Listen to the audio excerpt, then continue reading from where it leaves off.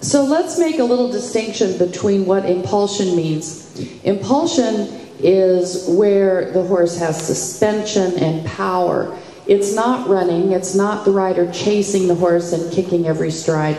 I have, I'm going to insult the pony clubbers now a little, saying that, you know, let's not do pony club dressage where you kick once for walk, twice for trot, and kick a whole lot for canter, okay? We want, sorry about that, pony clubbers, I'm just, it's a joke.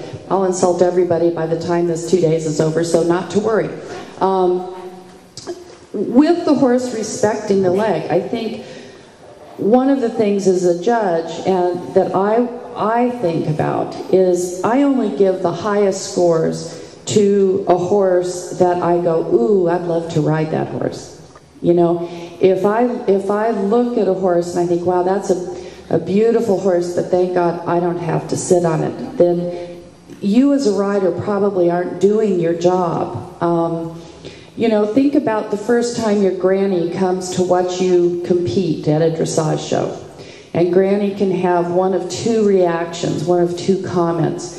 Granny can say, gosh, Kim, I don't know why you spend so much time doing that. It doesn't look like you're doing anything up there. And then you need to say, thank you. I'm doing dressage. You know, if Granny comes up and says, gee, Hilda, you know, oops, I shouldn't use that word. Gee, Susie, that looks really hard. Wow, boy, I understand what a hard, difficult sport dressage is. Boy, you really have to kick and pull a lot. Man, ooh, yeah. Looks like it hurts your back, too, doesn't it? You know? Now, if Granny says that to you, then probably you need to go get on the lunch line. Okay? So the whole concept of dressage is we want to be up there working our butts off and not looking like it. You know, because it does take a lot of strength in your body, but it's not a lot of strength from the hands and kicking. Okay? So that's kind of the point. So now if we can have the other two horses down, Lisa and Barbara. And Lisa and Barbara, just take a little bit of time doing some trot down here. Actually, let's do the walks first, since we haven't talked about walks too much.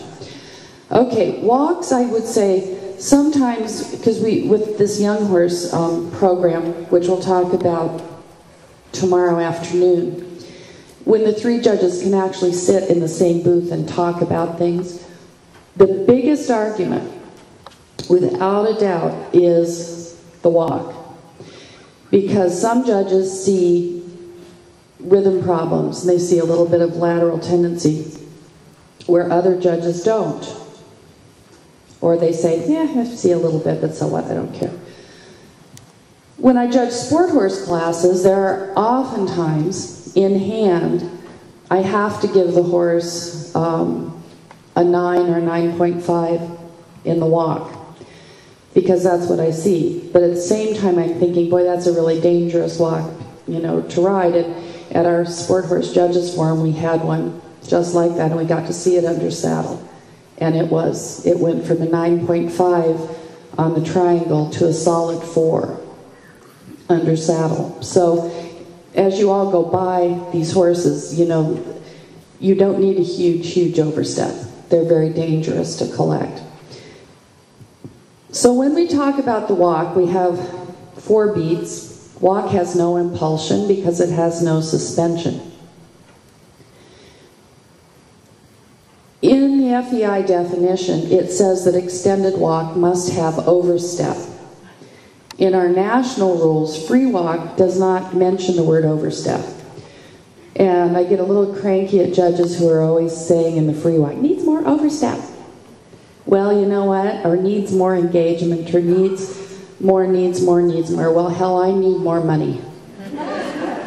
How the hell am I going to get more money? Anybody got some ideas? We were talking about lottery tickets, right? Okay. Second job. Marry a doctor. Oh, I did that.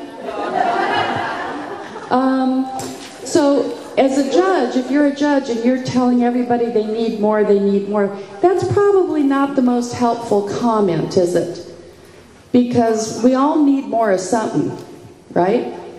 You know, but the key is how are we going to get it? So as a judge, you've got to be careful that your comments are actually helpful and not just sort of generic and vanilla, okay?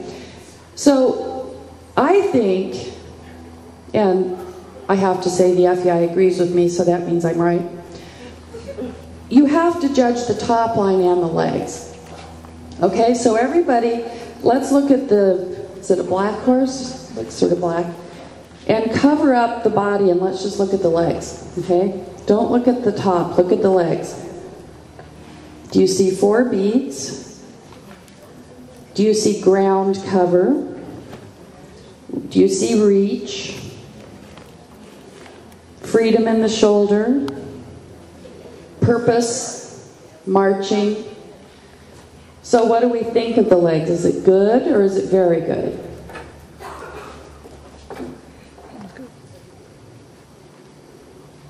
It's an 8 or a 9. Somewhere in between. Okay? Now let's cover up the legs and look at the top line. One of the biggest mistakes happening in the U.S. is that some trainers are telling their students to hold the head down. And I don't care how low the head is. I want to see the horse move the top line. Okay? Jeff Moore, who's our biomechanics guru, says undulate. We must undulate the top line. Okay? So we want to see that sucker walk through its body. Panther, like Eric Letta used to say, it should look like Marilyn Monroe from behind. Okay? What do you think? Is he moving? Yeah, he's kind of swinging. Follow the neck a little bit. So for extended walk, she has control of the pole, which is what you have to have for extended walk. For free walk, you don't have to. Actually, the bay horse over there is doing a pretty good free walk. All right, and you see his pole sometimes is just about equal with the withers, and that's okay. It doesn't need to be low, low, low. Okay, it should be equal or a little lower than the withers, but not. Okay, so what are we going to tell the gal with the top line on the black horse?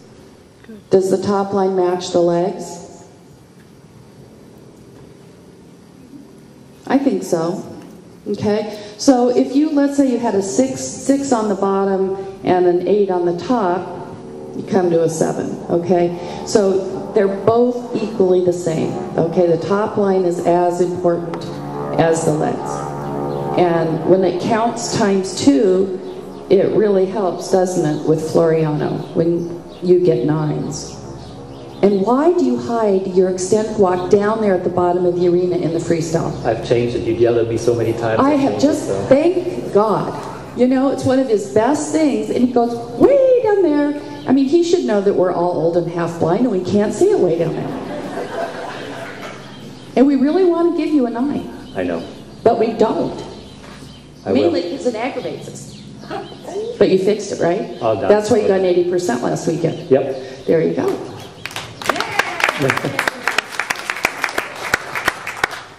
Okay, so we could go 8 or 9 with this horse. And you know, okay, why not a 10?